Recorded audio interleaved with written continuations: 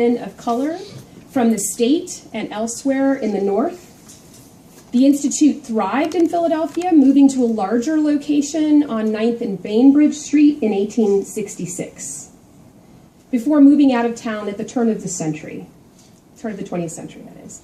The Institute for Colored Youth, I don't need to tell a lot of you here, continues to exist today, now known as Cheyney University. See you. See you. The first Institute for Colored Youth graduates became leaders in many facets of the African American community. They were teachers in segregated northern schools. Others opened up schools for freedmen and women in Reconstruction South. Also among their ranks were newspapermen, government employees, the second African American female doctor in the nation's history, and a United States minister to Liberia. These women and men studied together at the Institute and then went on to fight for equal rights during and after the war, lobbying for and protecting suffrage for men of color, integrating the city's streetcars, and demanding equal access to schools. At the Institute, women and men were held to the same exacting intellectual standards, which was unusual at the time.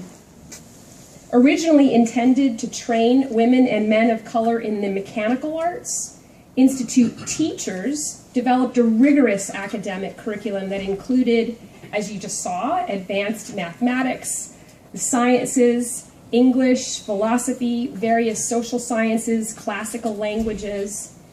To graduate in 1864, from which those last two exam questions, they came from that graduation exam. To graduate in 1864, students had to master a bunch of math that I don't remember at all. Maybe some of you do. Maybe we can share notes afterward on how many of you were able to answer that last question. Namely, higher algebra, logarithms, geometry, and plane and spherical trigonometry. English, philosophy, chemistry, Greek, and Latin, as Jim already said. They were expected, too, to read the New Testament in Greek. Students received religious instruction, and they were required at all times to maintain the highest standards of behavior. Finally, students had to pass rigorous oral examinations that were held before the Board of Managers and were open to the public. Wow. To complete the course of study at the Institute for Colored Youth, it goes without saying young women and men had to be bright and had to have nerves of steel. Although supported by a vibrant Black community full of their churches, schools, and benevolent institutions, Philadelphians of color faced daily reminders that the majority white population of this northern city shared the racial sentiments of the slave-owning South. Black Philadelphians were excluded from concert halls, public transportation, schools, churches, meeting halls, and other public places. And they were harassed and assaulted even in their own neighborhoods. Their churches and meeting places were attacked. Frederick Douglass believed there was not a city to be found, in his words, quote, in which prejudice against color is more rampant than in Philadelphia. Although there was nothing new about these sentiments that I just described, young Black Philadelphians who grew up in the decade before the war and during it seemed more willing to confront the prejudice head on, as Dan and Murray showed in their study of that generation. In March 1860, for example, a group of young activists tried to rescue a fugitive who'd been ordered to return to slavery, attacking federal marshals as they led the man to a train station. Although the attempt failed, the bold attack on federal officials signaled a new militancy among activists who were one generation removed from the older generation, William Still and Robert Purvis. Raised in politically active households, young women and men like Octavius Cato, Jacob White Jr., Carolyn LeCount, attended the Institute for Colored Youth and then became teachers, training a generation of young people in the classics and in resistance to prejudice. And in the process, they welcomed the community as a whole to visit the Institute library, to attend debates and lectures, and also to come to those graduations where they could hear Carolyn LeCount get a perfect score on her translation of a section of the Iliad while standing in front of a crowd of people. A parent in the community once remarked of the Institute, "You cannot think how proud I am of that Institute and how grateful I am to the managers for its library, its schools, its lectures, and its colored teachers. Oh, it is a great thing for our people." And that's where we get the title of this website. This project tells the story of those teachers and their students. We'd like to extend a thanks to all of you for attending, and to the Pennsylvania Abolition Society, the Departments of History and Africana Studies, the Historical Society of Pennsylvania, and the digital librarians here at Falvey Library. I should also add Regina Duffy, who's standing out there nervously in the hallway hoping that the internet is fixed. And particularly David Uspel, who's one of these digital librarians who supported us throughout the building of this website. The project began as a challenge to the students in my graduate Civil War seminar last spring.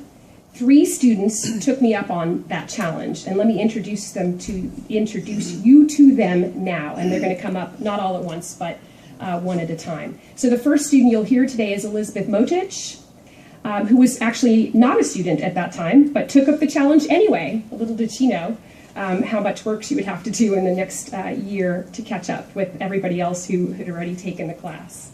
So Elizabeth, thank you for your work. And then you'll hear James Kopacheski, who was in that class too. I'm not sure if he volunteered or if we drafted him, but he's been with the project too from the beginning.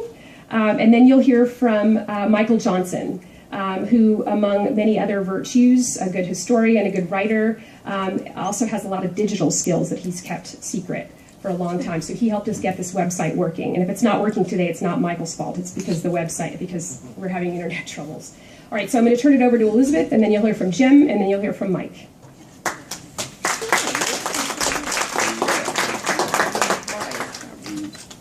And please do get snacks whenever you want. And as Judy has said, my name is Elizabeth Motich, and I was very, very excited to be the only first-year graduate student to participate in this project. So, as we mentioned previously, one of the primary purposes of the Institute for Colored Youth was to train excellent teachers, and many very good teachers certainly came out of this institution. So I want to begin by giving you a brief overview of the schools in Philadelphia that preceded the Institute for Colored Youth. So first, in 1822, we had the Mary Street School. And this was the first segregated school for black students in the city of Philadelphia. It was opened by Quakers, and namely a gentleman by the name of Roberts Vaux, who was very influential in opening the Institute for Colored Youth as well. So after that, there was the Lombard Street School. And that was, again, a segregated school. White teachers taught the African American students, and Octavius Cato was amongst the pupils of the Lombard Street School. So what I want to emphasize with these schools in the 1820s was that there were existing schools in the city of Philadelphia to educate African American students. The Institute for Colored Youth was not the first, but it was certainly one of best by 1852. In 1854, the Common School Law came into effect, which stated that all schools in Pennsylvania were to be racially segregated, in effect separate but equal.